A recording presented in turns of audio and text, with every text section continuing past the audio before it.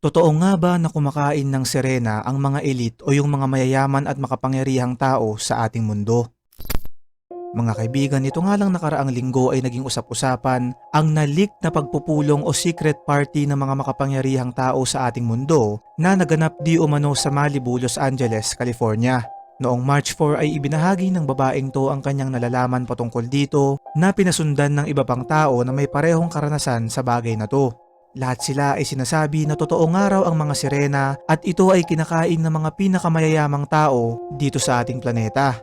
Alam nyo ba na ang mga sirena ay isa sa pinakalumang kwento sa ating kasaysayan at halos present sila sa mga kultura ng iba't ibang mga bansa.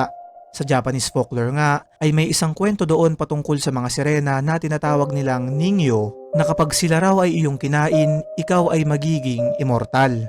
Maaari kaya na ito ang rason kung bakit ito ginagawa ng mga taong to? Ano sa tingin mo, kaibigan?